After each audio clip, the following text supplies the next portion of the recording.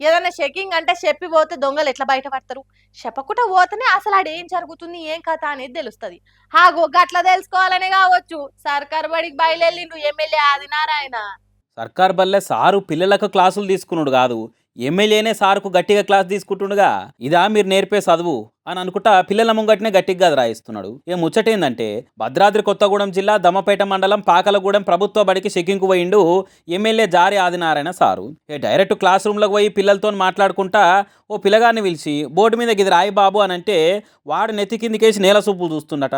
పోనీ చదువు నాయనా అని అంటే అక్షరాలు ఆలు కూడా వస్తలేవట. ఇక దాంతో కోపానికి వచ్చిన ఎమ్మెల్యే సార్ను దగ్గర పిలుచుకొని ఈ తీర్లో మందలిచ్చిండు. మీరు ఈ స్కూల్కి వచ్చి 2 ఏళ్ళు అవుతుంది, కానీ 4వ తరగతి పోరగానికి ఆలు నేర్పించకుండా వాడిని రేపు 5వ తరగతి లేస్తారా? పోనీ వందల మంది పిల్లలు ఉన్నారు సార్, ఎంతమంది నన్ను చూడాలి, ఎందరికని ఓపుకతో చెప్పాలనే తందుకు కూడా లేదు. అంత కొడితే 5వ క్లాసులో 4 పిల్లలు ఉన్నారు. ఇంతమందికి పాఠాలు కాదు కనీసం ఆలు కూడా చెప్పి కరెక్ట్ నేర్పించలేకపోతే ఇక సర్కారు కొలువెందుకు, నెల నెల జీతం ఎందుకు మీకు అని లెఫ్ట్ అండ్ రైట్ ఇచ్చి అరుచుకున్నాడు. ఇట్లా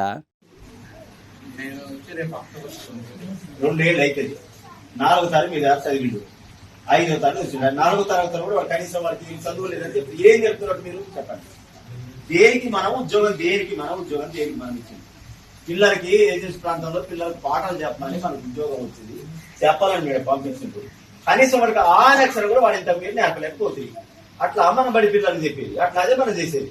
అయినా చూడురి, ఏజెన్సీ ఏరియాలో బళ్ళు పెట్టి అక్కడ పిల్లలు మంచిగా చదివి కొలువులు కొట్టి రేపే పెద్దోళ్ళు కావాలని సర్కార్ జీతాలు ఇచ్చి మరీ చదువు చెప్పమంటే ఇదా సార్లు మీ పనితనము అని అనుకుంటే కామెంట్లు వేయబట్టు ఈ ముచ్చట చూసిన జనాలింగా.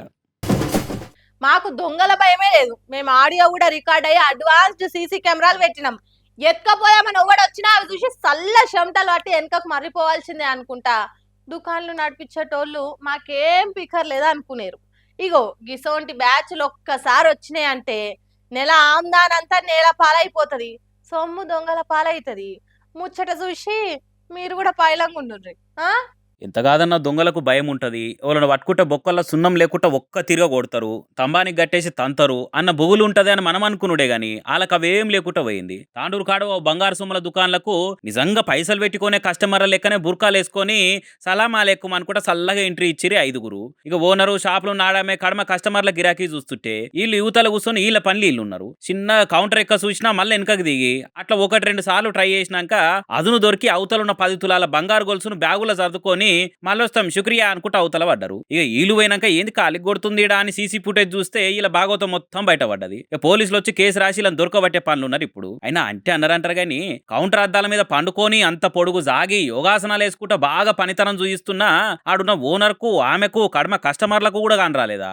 అంత కొడితే 5-6 అడుగుల దూరం కూడా లేదు. మళ్ళా బంగారం దుకాణం అంటే మనిషి ఒక్కతానున్నా 10 దిక్కులా చూస్తుండాలి కదా. ఆయనైనా కావాలని పోతే ఓని అనుకుంటాడా గానీ జర జాగ్రత్తతో ఉంటే 10 గ్రాముల బంగారం 10 లంగా ఉండేది కదా. రాను రాను దొంగలు కూడా చూసిరా పట్ట పార్టీలు ఎందుకు, చుట్టూ జనాలు ఉంటారు, సీసీ కెమెరాలు ఉంటాయి. ఇగో ఇటువంటి భయం ఏం లేకుండా ఇట్లా బుర్కాలు వేసుకొని బుగులు పడకుండా బుర్రును వేసుకొని పోతున్నారు. ఇక మీకు కూడా ఏదైనా దుకాణం ఉన్నా మార్కెట్లో ఎంత చిన్న షాప్ ఉన్నా గానీ జర జాగ్రత్తతో ఉండుర్రి. ఎత్తుకపోయినాక నెత్తినోరు కొట్టుకుంటే ఏం ఫాయిదా ఉండదు మళ్ళా.